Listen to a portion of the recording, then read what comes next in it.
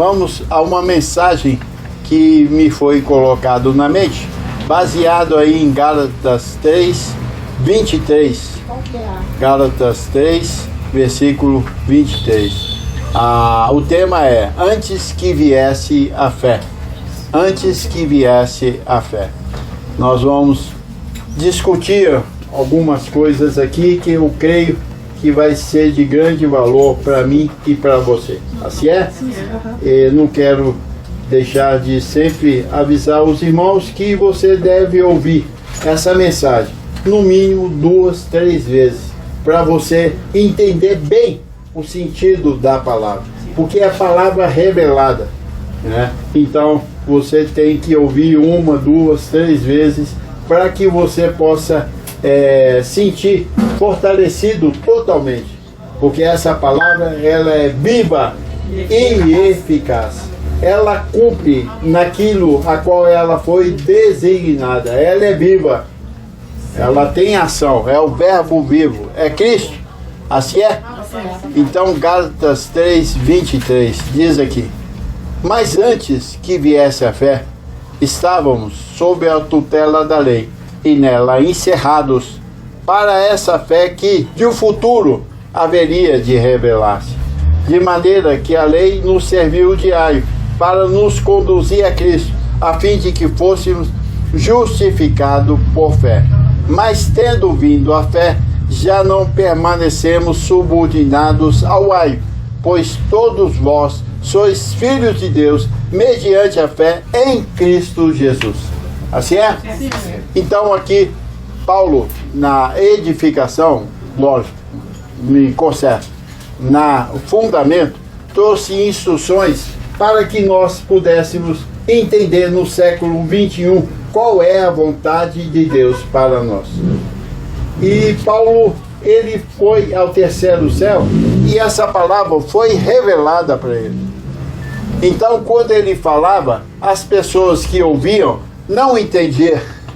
É incrível, não entendiam. A maior parte ficava como sem entendimento, principalmente porque o que permanecia naquela época era a lei, que ele chama de aio, né? Então, quando ele começou a trazer essa palavra, poucos entenderam. Mas isso era de futuro.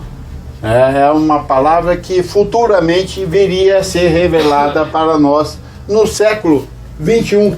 Olha que tremendo. Foi o cuidado de Deus de ter dado a Paulo essa palavra, de nos dar depois o apóstolo José Luiz revelar para nós, para que agora nós tenhamos o quê? O fio da meada, para viver como filhos de Deus que sois vós. E não mancando como nós mancávamos antes. Outrora nós andávamos perdidos, desgarrados de Deus, sem entendimento claro de qual era a vontade de Deus.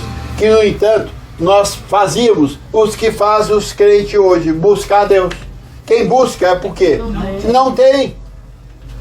Todo mundo que busca é porque não tem. Então os nossos irmãos, crentes, evangélicos ou católicos, e não tem Deus, porque eles buscam Deus direto. E buscam com muita vontade. E quem bebe água com muita vontade, porque lhe falta o quê? Água. Então quem busca Deus com muita vontade, porque lhe falta Deus. Porque essa palavra não chegou ainda até eles, para que eles fossem edificados, e agora sobre-edificados, para que eles pudessem alimentar e sentir o quê? Bem, saudáveis. E aqui Paulo, ele traz, mas antes que viesse a fé. Olha, vamos entender isso. Tudo leva a crer que não tinha fé. Tinha ou não tinha? Não. Ele diz, antes que viesse a fé.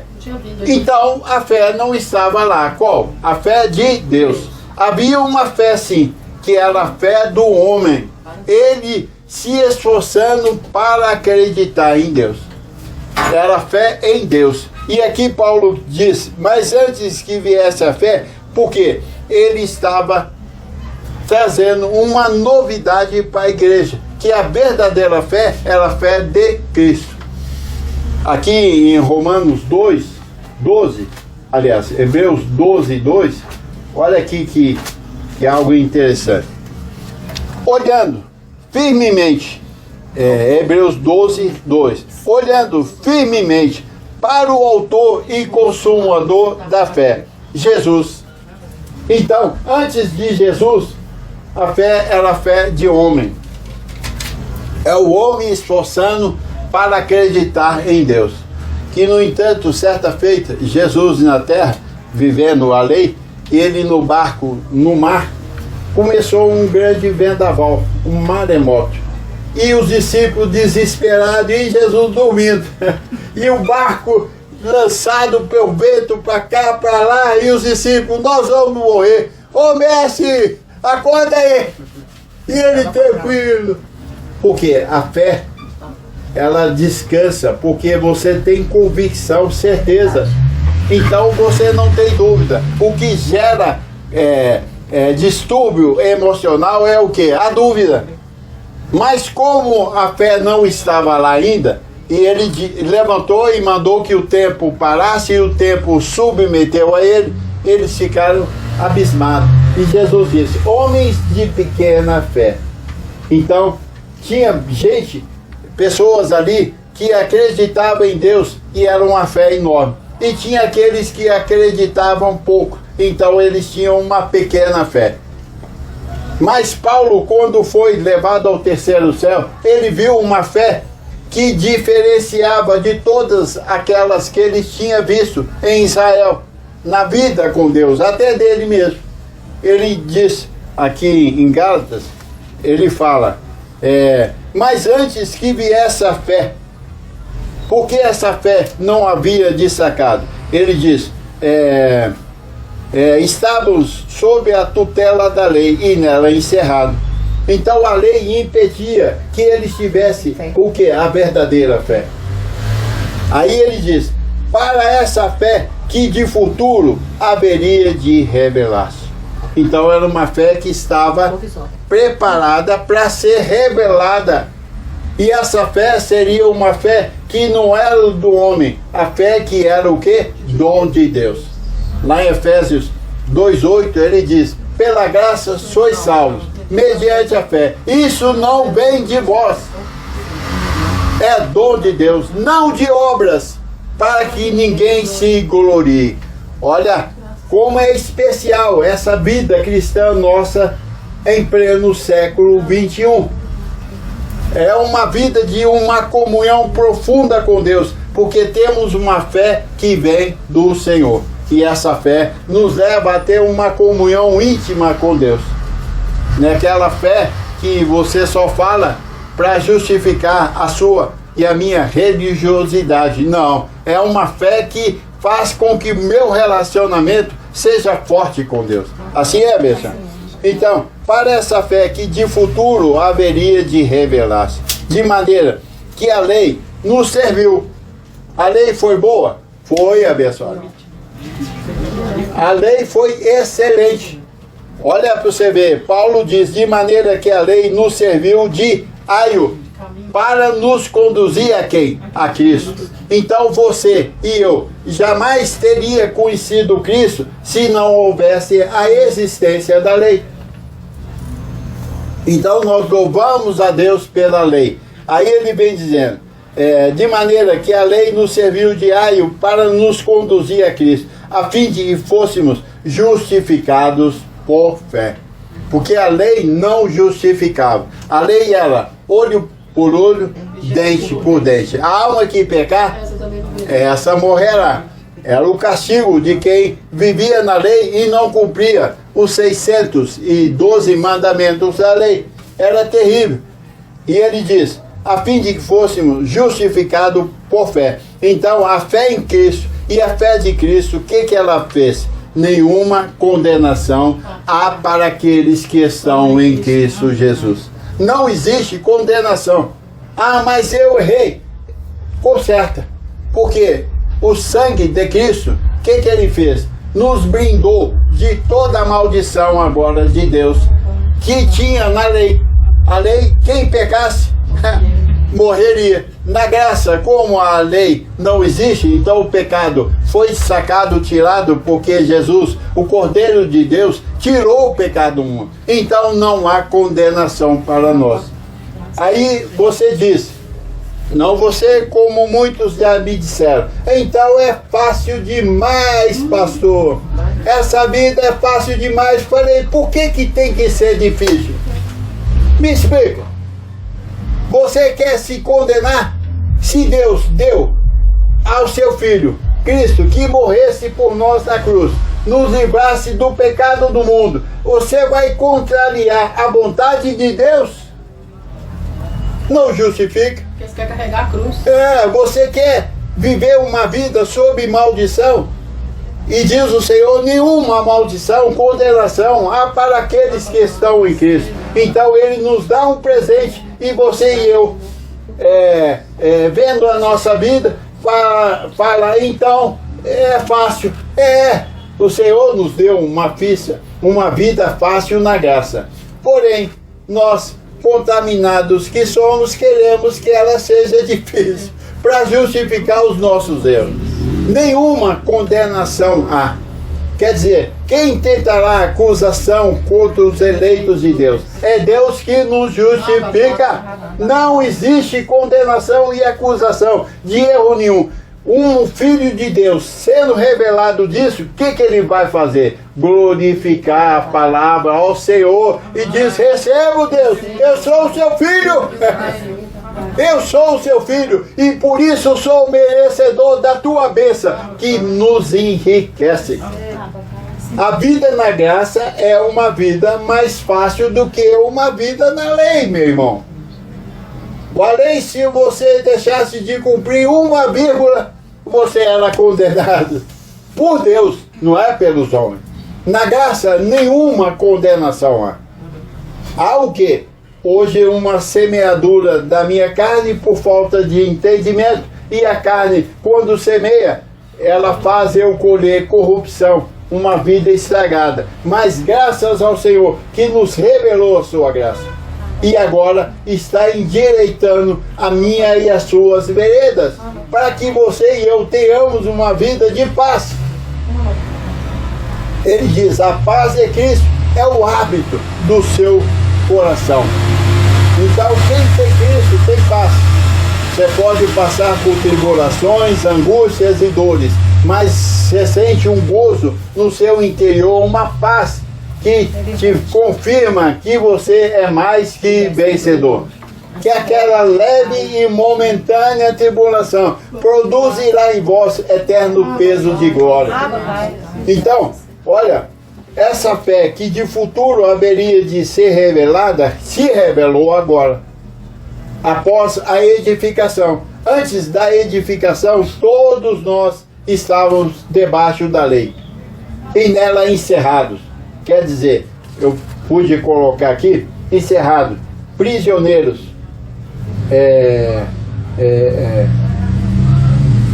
enclausurados. Então nós estávamos sob uma lei que a gente queria que a bênção de Deus vinha sobre nós e ela não vinha.